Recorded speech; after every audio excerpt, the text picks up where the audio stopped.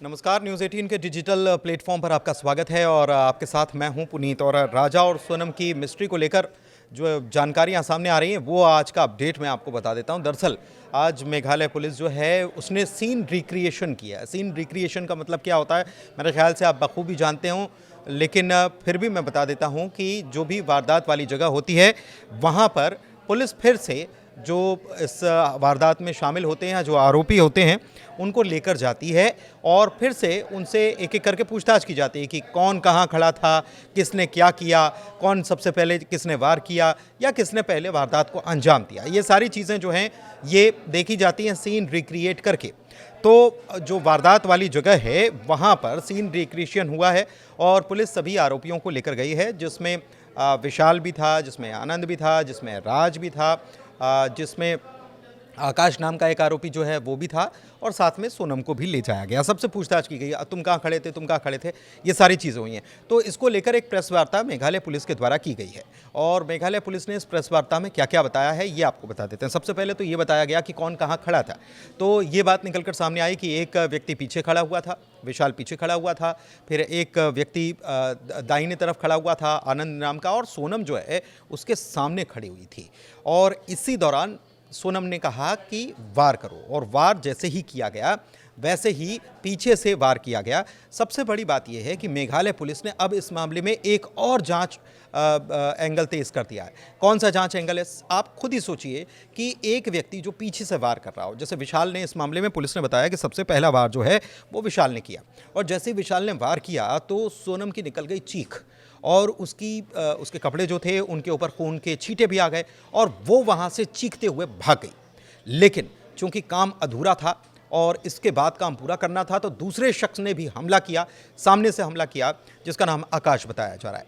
और 2 वार जो घातक वार थे राजा के ऊपर, 2 वार किए गए। एक विशाल ने किया सबसे पहले और उसके बाद दूसरा वार जो है वो आकाश ने किया। आनंद ने भी वार किया, लेकिन वो इतना घातक वार नहीं था क्योंकि उसके हाथ पैर कांप गए, वो डर गया। पुलिस की तरफ से ये पूरी जानकारी दी गई है और बाकायदा प्रेस कॉन्फ्रेंस की गई, इसलिए हम आपको ये सटीक जानकारी दे रहे हैं।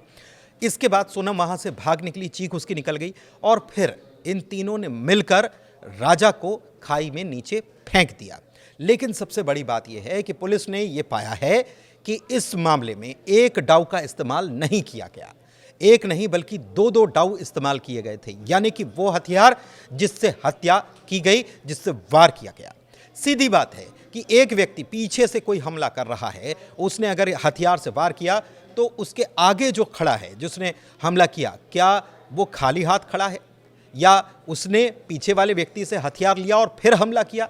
शायद ये थ्योरी काम नहीं कर रही हो, इसलिए पुलिस ने माना है, जो सीन रिक्रिएशन किया है उसमें भी पुलिस ये मानकर चल रही है और पूछताछ में भी पुलिस को कुछ ऐसे क्लूज मिले हैं जिससे ये पता चलता है कि हथियार एक नहीं 2-2 डाउ थे और 2 डाउ का इसमें इस्तेमाल किया गया। एक को तो बरामद कर लिया गया है, अब दूसरे हथियार की तलाश भी तेज कर दी गई है। पूछताछ में और भी चीज़ें पता चलेंगी कि इन्होंने दूसरा हथियार कहाँ रखा था।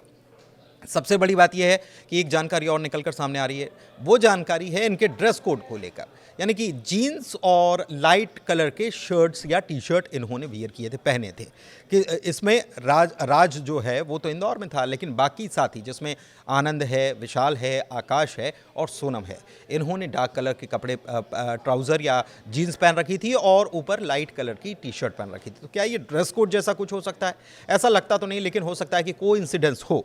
तो एक एंगल ये भी है, लेकिन पुलिस ये मानकर चल रही है कि ये कत्ल का मोटिव जो है, ये मोटिव बिल्कुल अलग था। इसके पीछे ये लव ट्रायंगल वाला मामला जो है, ये पुलिस इसकी जांच तो कर रही है, लेकिन पुलिस को ये भी लग रहा है कि ये मामला कुछ और भी हो सकता है।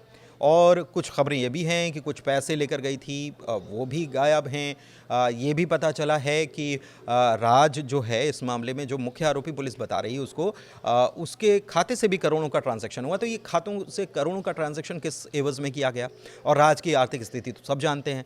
तो इस एंगल पर भी जांच की जा रही है, लेकिन अब फिलहाल ये एंगल भी चल रहा है कि पुलिस जो है वो ये भी मानकर चल रही है कि कोई और प्रेमी तो नहीं है, कोई और शख्स तो नहीं है जिसकी वजह से ये सब कुछ हुआ।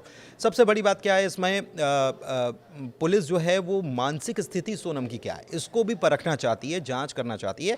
और पहले मेडिकल उसका टेस्ट कराया गया, उसके बाद न्यूरो साइंस इंस्टीट्यूट जो है वहाँ पर सोनम को ले जाया गया। तो कहीं ना कहीं पुलिस को ये लग रहा है कि कहीं ये न्यूरो जैसा कुछ मामला तो नहीं है या साइको जैसा मामला तो नहीं है। ये भी पता चला है कि सोनम ने ही राज का मोबाइल तोड़ दिया था, क्योंकि सारे मोबाइल सोनम के पास थे। सबसे बड़ी बात यह है कि राज के पास मोबाइल ही नहीं था। सारे मोबाइल यानी 4 मोबाइल थे और चारों मोबाइल में से एक मोबाइल जो था वो राज का था, और राज का मोबाइल जो है उसी ने तोड़ा था।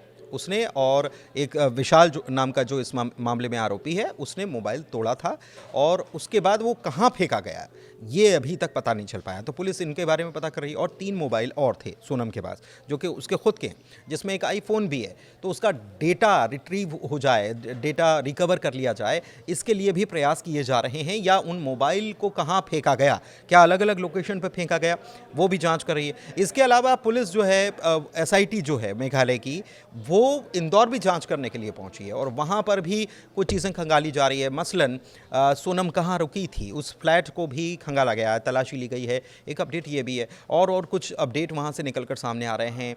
किन किन से मिली थी, क्या इंदौर में रही थी तो उसने इंदौर में रहकर क्या केवल फ्लैट पे ये समय बिताया, या फिर वो किसी और से मिलने के लिए गई थी, किसी और से संपर्क में थी, वो भी चीज़ें निकलकर सामने आ रही हैं। तमाम तरीके की चीज़ें हैं। अपडेट फ़िलहाल इतना ही है कि अभी पुलिस ने सीन रिक्रिएट किया है, और सीन रिक्रिएट करने के बाद कुछ नए तथ्य, कुछ नए पहलू इसमें सामने आए हैं, जिनकी जांच करने में पुलिस जुटी हुई है। आगे का अपडेट हम देते रहेंगे। बहुत धन्यवाद।